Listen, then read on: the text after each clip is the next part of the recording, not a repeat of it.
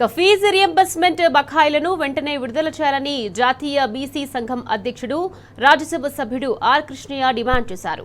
పాత పద్ధతిలోనే ఈ పథకం కొనసాగించాలన్నారు. ఫీజు రియంబర్స్మెంట్ పథకంపై విద్యార్థులను ఇబ్బందులకు గురి చేస్తే ముఖ్యమంత్రి మంత్రుల ఇంటిని ముట్టడిస్తామని హెచ్చరించారు.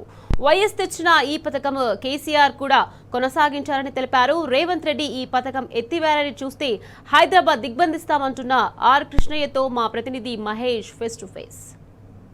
రాష్ట్ర వ్యాప్తంగా ఫీజు రియంబర్స్మెంట్ బకాయిలు విడుదల చేయాలని డిమాండ్ చేస్తూ అన్ని జిల్లాల కలెక్టర్లు బీసీ సంఘాల ఆధ్వర్యంలో ముట్టించిన పరిస్థితి కనిపిస్తున్నాం. ప్రస్తుతం మనం హైదరాబాద్ కలెక్టరేట్ వద్ద ఉన్నాం. ఇక్కడ జాతీయ బీసీ సంఘం అధ్యక్షులు అటు రాజ్యసభ సభ్యులు ఆర్ కృష్ణ ఆధ్వర్యంలో పెద్ద ఎత్తున కూడా విద్యార్థులు కలెక్టరేట్ ముట్టడించిన పరిస్థితి కనిపిస్తాం. ప్రస్తుతం మనతో పాటు ఆర్ కృష్ణ ఉన్నారు. సార్ చెప్పండి, జీవోల పేరుతో జీవో 8-9 కావచ్చు, జీవోల పేరుతో ప్రభుత్వం కాలయాపన చేస్తూ ఉన్నది. ఫీజు రియంబర్స్మెంట్ బకాయిలకు సంబంధించి ఈ రోజు కాలేజీల బంద్ ఎలా కొనసాగుతుంది, విద్యార్థులు ఎట్లా పార్టిసిపేట్ చేస్తున్నారు? రాష్ట్ర వ్యాప్తంగా చరిత్రలో గతంలో ఎప్పుడు లేని విధంగా జూనియర్ కాలేజీలు, డిగ్రీ కాలేజీలు, ఇంజనీరింగ్, ఫార్మసీ, మెడికల్ కాలేజీలు కూడా ఈరోజు బంద్ జరిపారు.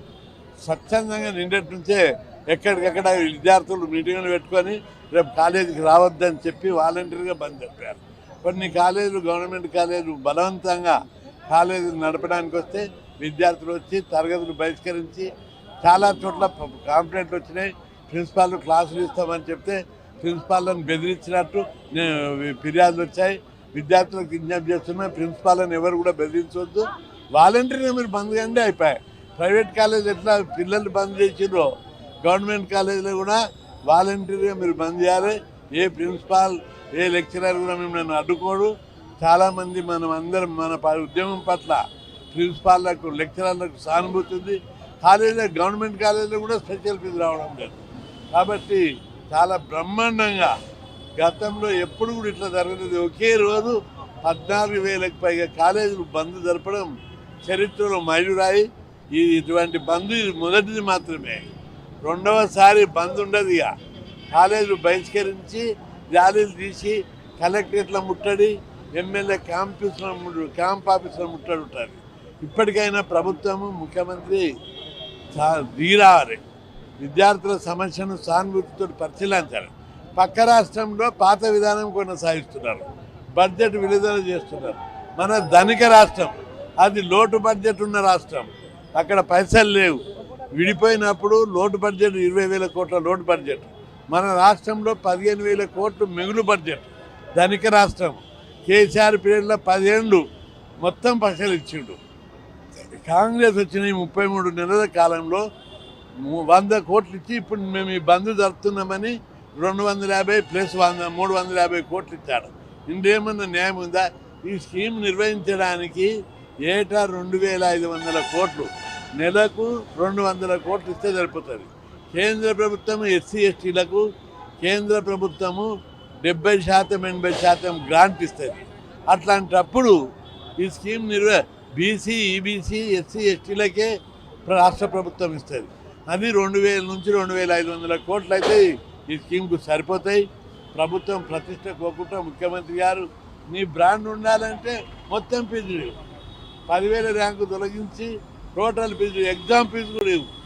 అంతేగాని ఏదో పాత ఎవరు పెట్టింది? కాంగ్రెస్ ప్రభుత్వమే పెట్టింది. రాజశేఖర రెడ్డి పీరియడ్లో మేము కొట్లాడితే అప్పుడు దిగొచ్చి నేను 5 రోజులు అమర నిరాహార చేసిన. అప్పుడు కేసీఆర్ కూడా నా దీక్షకాడికి వచ్చాడు. ప్రభుత్వం దిగొచ్చి రాజశేఖర రెడ్డి మంత్రివర్గ ఉపసంఘం పెట్టి మొత్తం ఫీజులు ఇచ్చాడు. రోషయ్య తీసేయాలని చూసిండు. అప్పుడు కూడా పెద్ద ఎత్తున వార్నింగ్ ఇస్తే, దీక్షలు చేస్తే, ఉద్యమాలు చేస్తే భయపడి దిగిపోయాడు. కాబట్టి రోషయ్య ఈ స్కీమ్ జోలికి వస్తే ముఖ్యమంత్రి పదవి నుంచే దిగిపోయాడు. నిన్ను ముఖ్యమంత్రి పదవి ఇంకా ఉండు, పూర్తి స్థానం ఉండు, మేము అదేవిధంగా కోరుకుంటున్నాం. కానీ విద్యార్థుల జోలికి 14 లక్షల మంది విద్యార్థుల జోలికి వస్తే పేద కులాల వాళ్ళు చదువుకుంటారు. వాళ్ళ జీవితాల్లో మార్పు తెచ్చిన స్కీమ్ ఇది. గ్రామాల్లో గుడిసెలు ఉండేటోడు ఇంజనీరింగ్ చదువుతున్నారు. సమాజంలో విప్లవాత్మకమైన మార్పులు తెచ్చిన స్కీమ్. ఈ స్కీమ్ను ఎక్కడన్నా తొలగించడం అంటూ జరగదు. పక్క రాష్ట్రాన్ని చూసి నేర్చుకో. ఆంధ్రప్రదేశ్లో బ్రహ్మాండంగా నడుస్తుంది ఆ స్కీమ్. చంద్రబాబు నాయుడు కానీ, గతంలో జగన్మోహన్ రెడ్డి కానీ ఇద్దరు ఆ స్కీమ్ను మరింత మెరుగులు దిద్ది విద్యార్థుల చదువులకు, ఉన్నత చదువులకు ప్రోత్సహించారు. కాబట్టి ఇప్పటికైనా ప్రభుత్వం దిగొచ్చి ఈ స్కీమ్ను యథాతథంగా కొనసాగించాలి. బడ్జెట్ బకాయిలు 8,000 కోట్లు ఇవ్వాలి. ఇంకా 10,000 ర్యాంకు నిబంధన ఎత్తేసి అందరికీ పూర్తి ఫీజు ఇవ్వాలని చెప్పి డిమాండ్ చేస్తారు. మనకి కాలేజీలకు సంబంధించి కూడా హైకోర్టును ఆశ్రయించారు, విద్యార్థులు కూడా ప్లీడ్ అయిన పరిస్థితి ఉంది. దీనికి సంబంధించి ఇటు డీపీటీ ద్వారా వేస్తాము రెవెన్యూ రికవరీ యాక్ట్ అని కూడా జీవో చెప్తారు. దీని గురించి రెవెన్యూ రికవరీ యాక్ట్ ఎవరి కోసం ఉంది?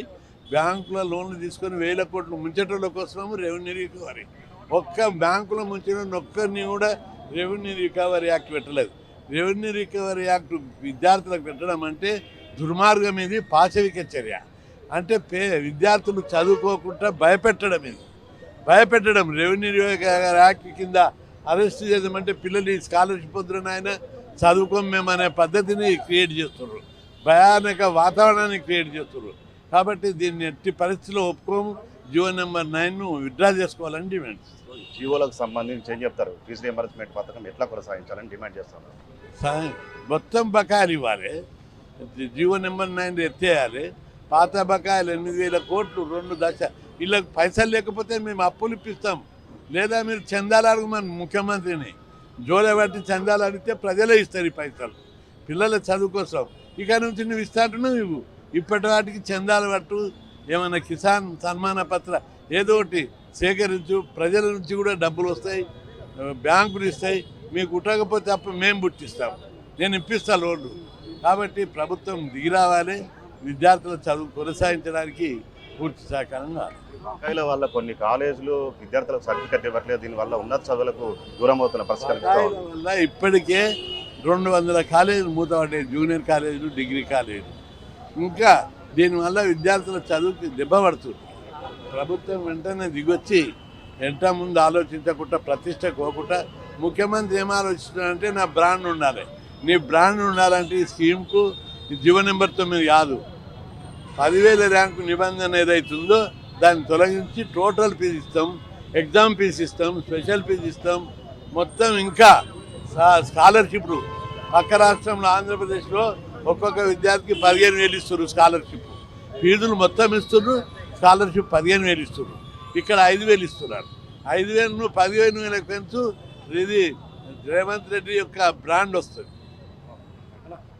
మొత్తంగా చూసినట్టయితే ఇప్పుడు పాత పద్ధతిలోనే ఫీజు రియంబర్స్మెంట్ పథకం కొనసాగించాలి. జీవోలు 7, 8, 9 కానీ ఇప్పటికే రద్దు చేయాల్సిన పరిస్థితి అవసరం ఉంది. కెమెరామెన్ మధుతో మహేష్, న్యూస్, హైదరాబాద్.